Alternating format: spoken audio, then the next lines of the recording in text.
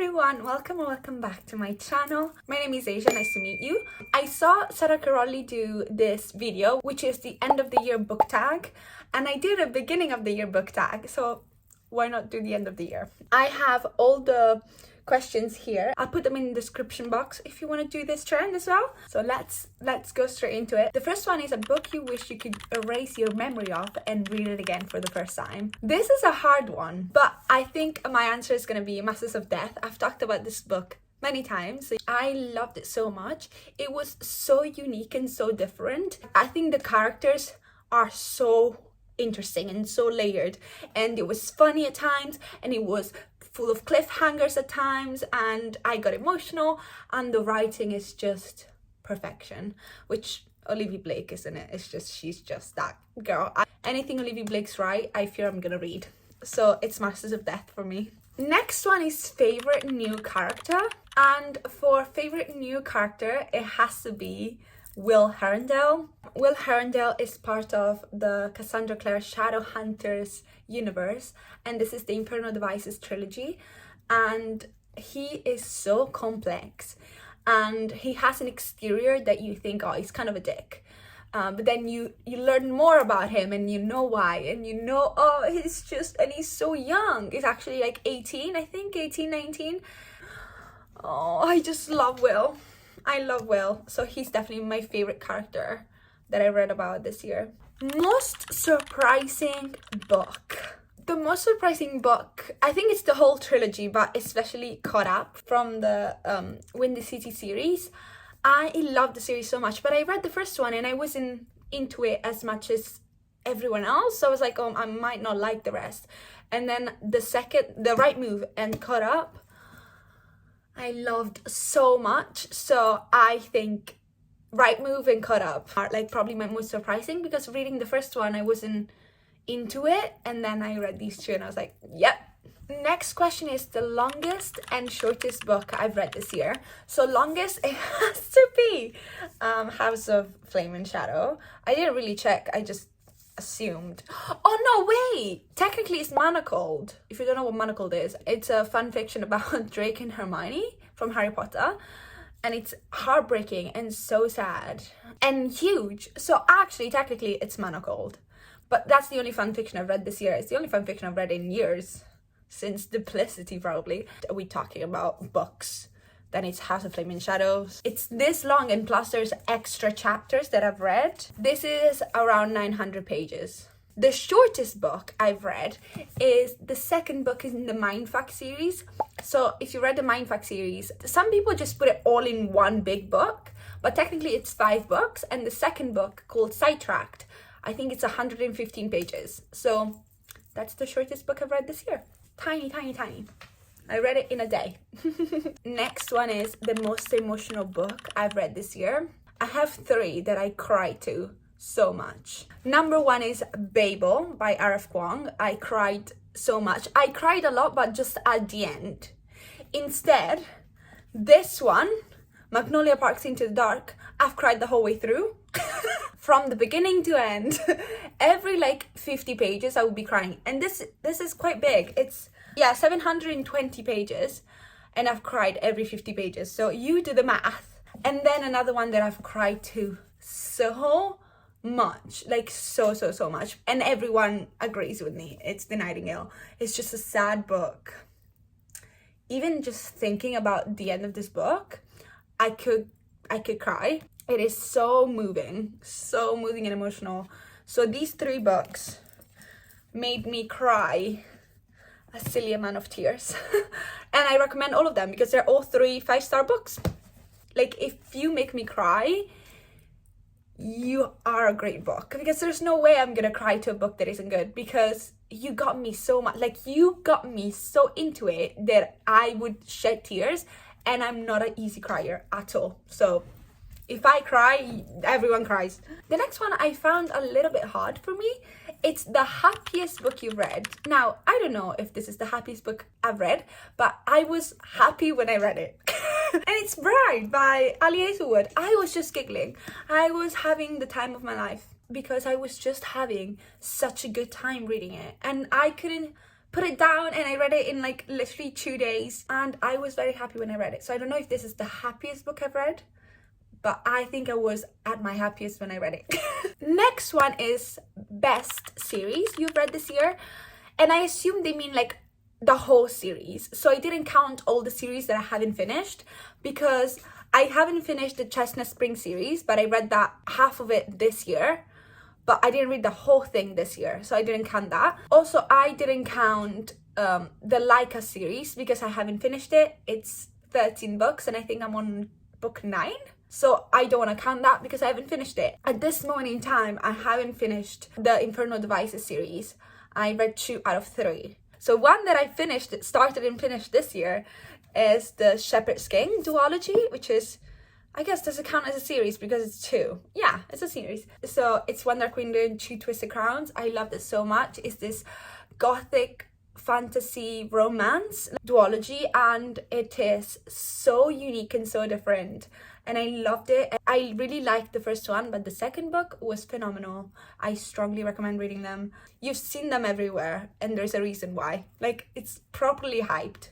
Next one we have is a book with the prettiest cover. I struggled with this one because there's a lot of very pretty covers and it changes all the time, but I really love the A Curse for True Love special edition. I think this is a special edition book with the foil. I don't know if you can see it, and it just has this, like, because usually I think this should be pink, but it's blue and I really enjoy it. I didn't love this book though. I didn't not like it. It was good, but it wasn't my favorite. I definitely think the second one is the best in the series.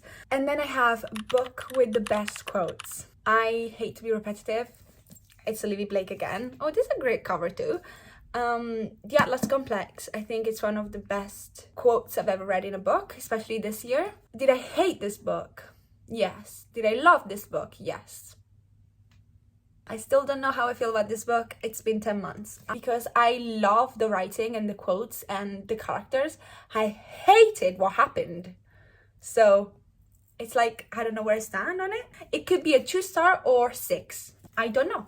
But this book has some of the best quotes ever.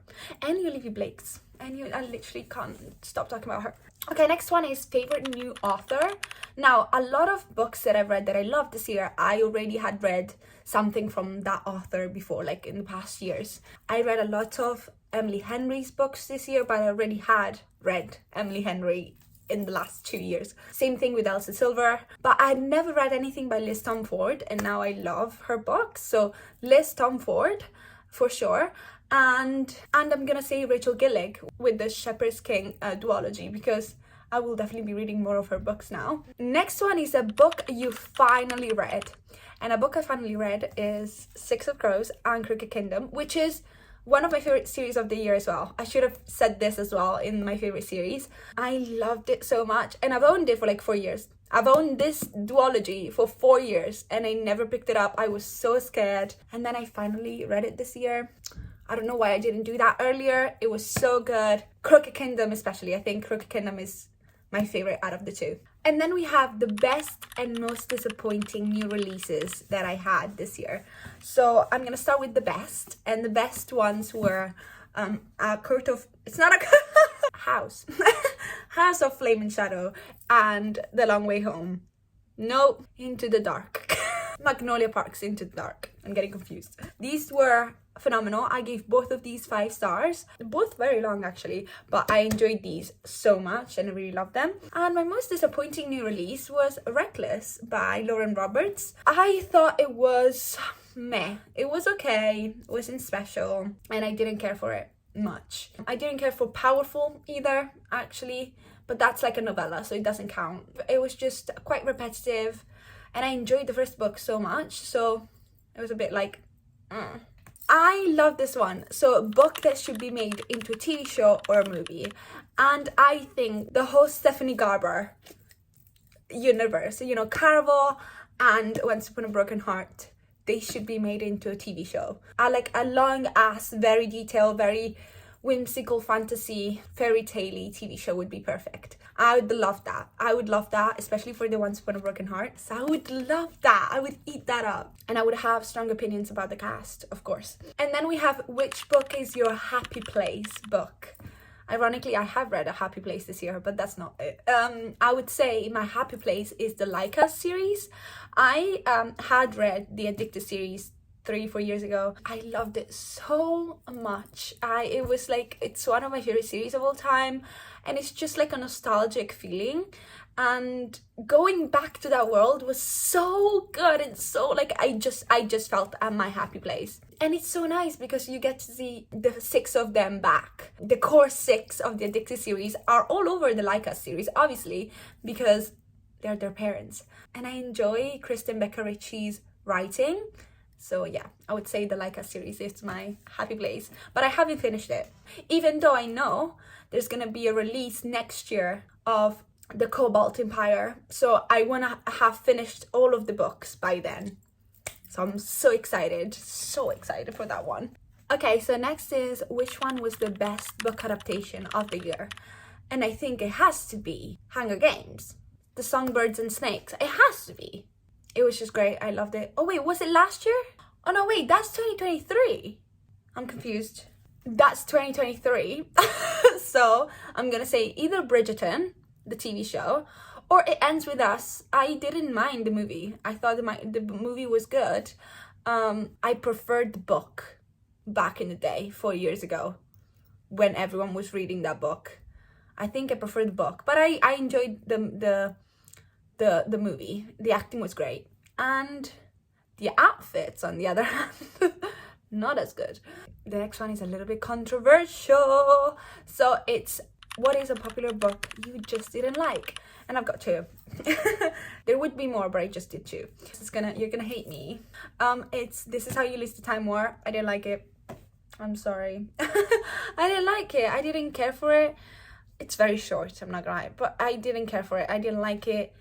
I thought it was a little bit pretentious. The writing was so pretentious, and the plot was not that good. I said it. I think you get dropped into a story that it's already started, and you got no clue what's going on, and you're just confused.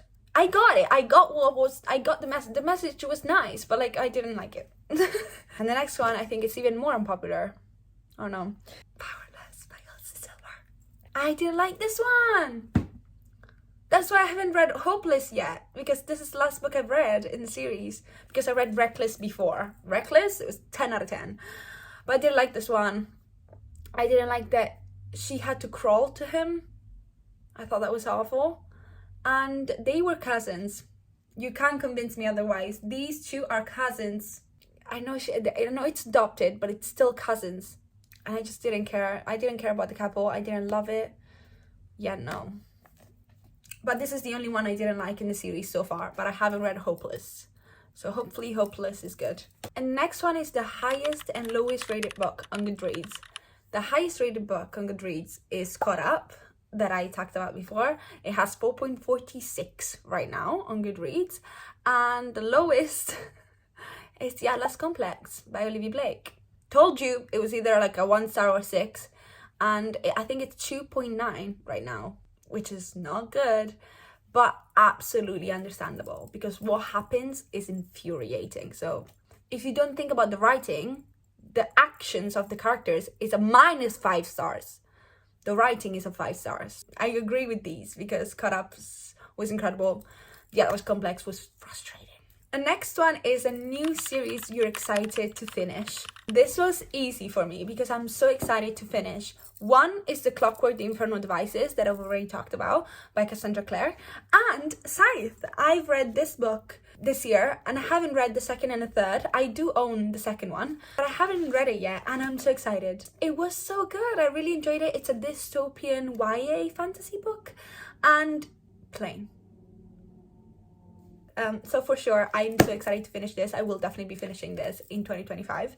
Then it's what's a new comfort book that is gonna be an annual reread from now on, and I think it's gonna be Reckless by Elsie Silver.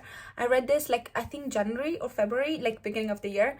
I love this so much. It's a 5-star book, and I rarely give romance books 5 stars. This was it. So good. Loved it so much. And I know there's a pregnancy trope, but you need to trust me and read this book. Next we have a book that I'm gonna recommend to everyone to read, and it's The Silent Patient by Alex Michaelides. I really enjoyed this book. The plot twist was of course incredible, and I think it's a very good book to recommend to people. Sometimes some people don't like romance, don't like fantasy, but everyone loves a thriller. How could you not love a thriller? I actually have recommended this to multiple people since, and everyone has loved it so far, so it's a good one to recommend. And then we have the Goodreads reading goal reflection. I have smashed my Goodreads goal this year because it was quite low. Because last year I didn't read much because I've had some issues last year. So I didn't read as much as I could this year. But so my goal was 40 books and I have read 64. So I did well. I think next year I'm gonna give myself 60. Because I don't want to put a goal that is unreachable, and I don't want it to stress me out. Do you know what I mean? I'd rather hit the goal too early and then change it, put my goal to 50 and then change it to 60 if I see that it's easy for me. No need to stress. I'm reading for fun. I don't want to be stressed. And then I have the favorite video I filmed. I assume it has to be book related because I think my favorite video I filmed was actually the vlog of my birthday week. It was just the perfect week, and I went to the Era store twice that week. And I went to the Era store on my birthday, and I went to the final Era store of London, which was the original last show, which I think kind of felt more like the last show than the actual last show in Vancouver. And I had such a good week, such a good birthday, and my friends are great. But if it has to be a book related video, it would be either organizing my new bookshelf, and I loved it so much, building and organizing that bookshelf, or just the monthly TBR jar videos. They're my favorite ones. I love them so much, so definitely those. And then there's favorite movie and favorite TV show of the year. This is hard. I'd say my favorite movie that I watched this year has to be Challengers, like new movie that I've watched, because obviously I rewatch my favorite movies all the time. You can see them there. But I really enjoyed Challengers. I thought it was so good. And I love Luca Guadagnino's work. I'm definitely going to watch Queer. I can't wait. And favorite TV show of the year has to be Prison Break. I've started Prison Break this year. And a month ago, took over my life. It was incredible. 10 out of 10. Strongly recommend.